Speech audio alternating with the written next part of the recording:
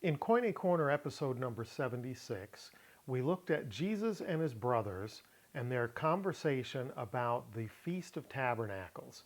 The brothers wanted Jesus to relocate from Galilee up to Judea, specifically up into Jerusalem, during the Feast of Tabernacles so that he could seize the opportunity of the large crowds to build his audience, to build his following, to show the people what he could do and gain fame.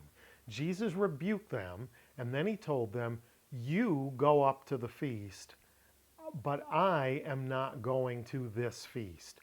And then we're told that he in fact went up to that feast. The question we examined was, did Jesus lie to them, or was there more to the story than it simply being an untruth? And in response to that video, I had a question about the timing of Jesus going up. Specifically, I was asked to do an in-depth look at verse 10 to examine if there's any linguistic clues to the timing of when Jesus went up to the feast that he said he wasn't going to go to. So today we're going to look at verse 9 in depth as well as verse 10. And let us begin with John chapter 7, verse 9. Tauta de epon autos eminen en te Galilea. And after saying these things, so de and tauta, these things, epon is a participle after saying these things, autos, he remained eminen en te Galilea, in Galilee. So we have an aorist participle of antecedent time. The time of the saying precedes the time of the remaining. So the main verb is he remained, and the participle tells us about the action that preceded the remaining. What was the action? Saying. Saying what? Tauta, these things. In other words, after the conversation with his brothers was over, he remained in Galilee. Part of that conversation was telling his brothers to go up to the feast, right? And then but he said he was not going to go to, quote, this feast. So there we have the separation between the brothers. He told them to go up, and then we're told explicitly that he remained in Galilee. Now we get to the good stuff in verse 10. Verse 10 is a little lengthy. We're going to take it in two parts. Let us begin. Hoste anabesan hoi adelphoi autu eistain heartain tate kai autos anabe. So at the beginning we get hos day. The day is and or but, and then hos anabesan hoi adelphoi autu, after his brothers, hoi adelphoi autu, after his brothers went up. And where's this after coming from? There's the ticket. This hos is introducing a temporal conjunction. When we pair the hos with the tate in the second phrase, we form a temporal conjunction. It's going to show us the temporal relationship between the two verbs, the verb in the first clause, first phrase, and the verb in the second phrase. So what do we have so far? And after his brothers went up unto the feast, eistain or heortain, then we get tate kai hut autos anabe. Then also he went up. So hos and tate form this temporal conjunction, and let's take a look at hos and tate. In the temporal conjunction, if we're using the hos with the present tense or the imperfect tense, we would translate it either as while, when, or as long as.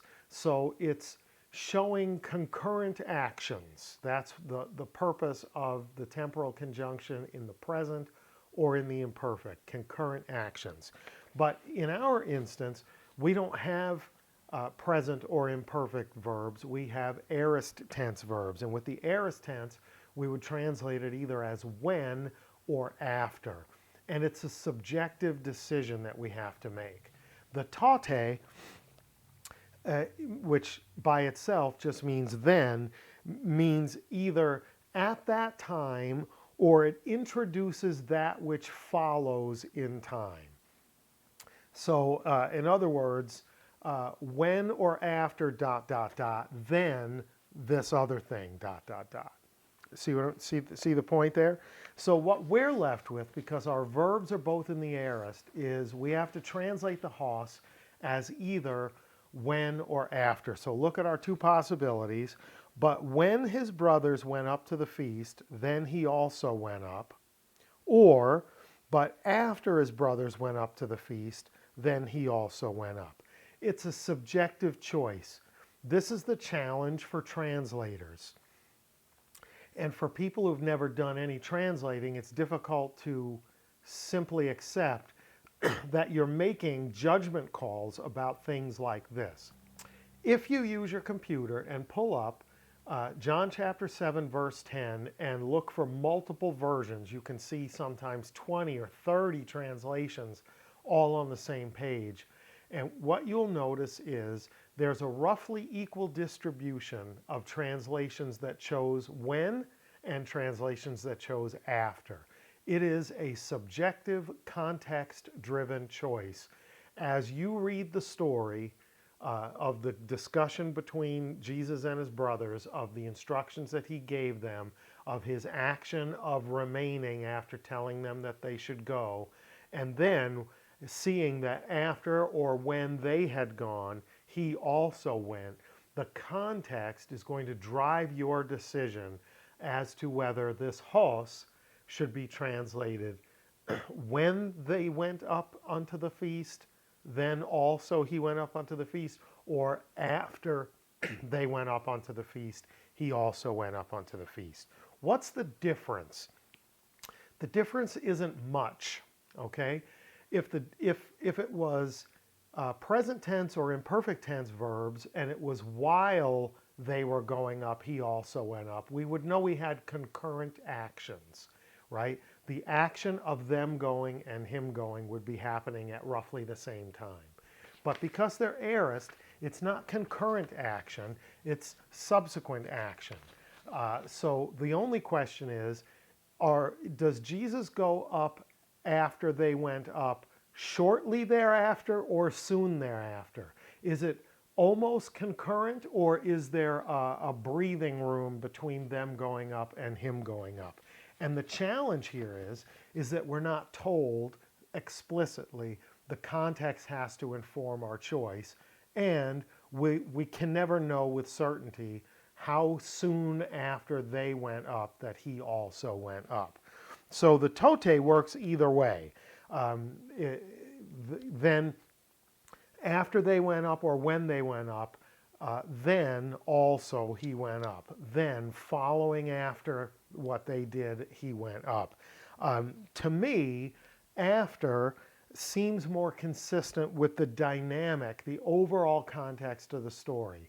They have a plan. Jesus shoots down that plan as worldly.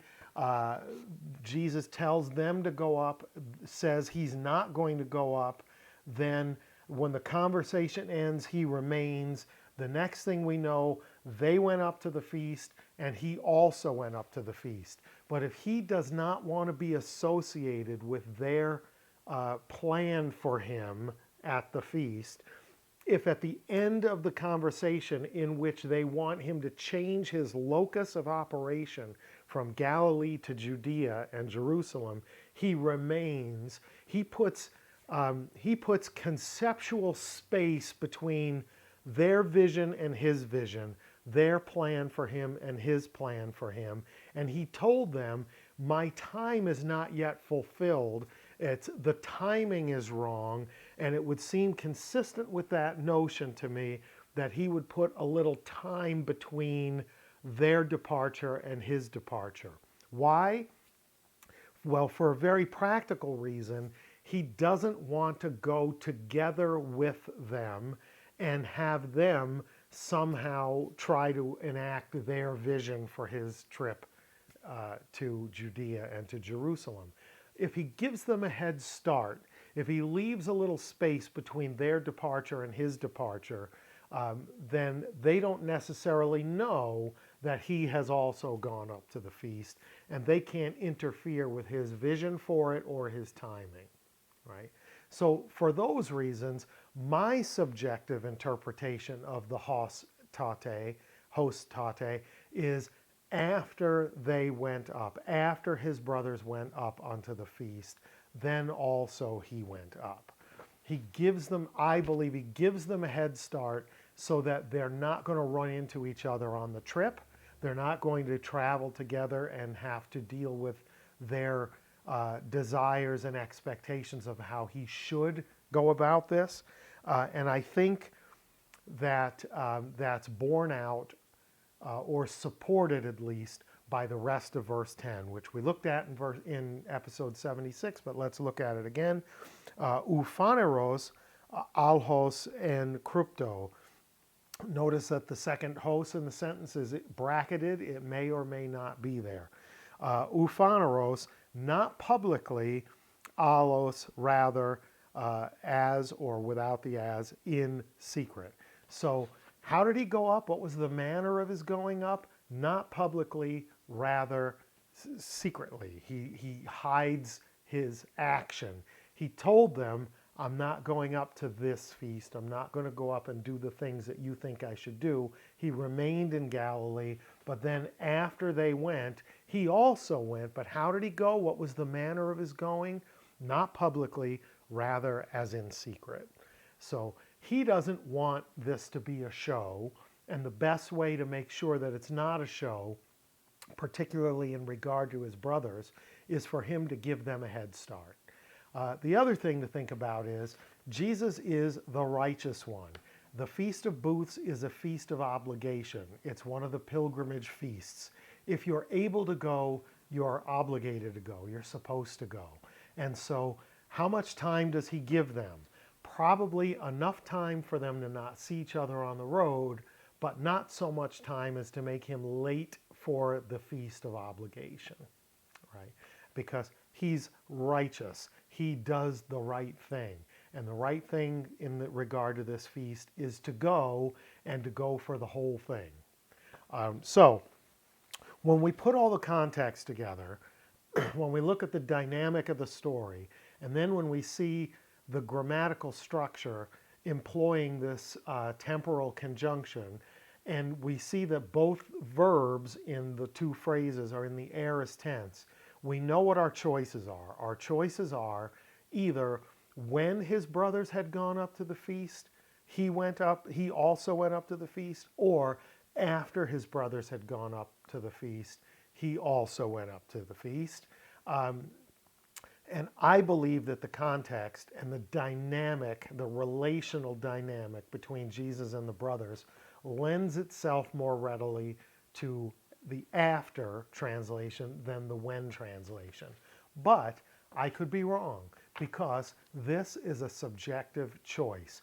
You go back and read it, you look at the context, you pull the story apart and wrestle with the dynamic, and you decide whether you think it's when or after. But what we know for sure is that the temporal dynamic, the difference between the translation of when and after, is slim at best. Because if they went up at the same time, we would see present tense verbs, or perhaps imperfect tense verbs, and we would get while his brothers were going up, he also went up, right? But that's not what we get. We get aorist verbs and hos and tate. So hos and tate, temporal conjunction, it gives us the framework for the timing because it's used with aorist verbs, and tells us that we have two things that we know for sure.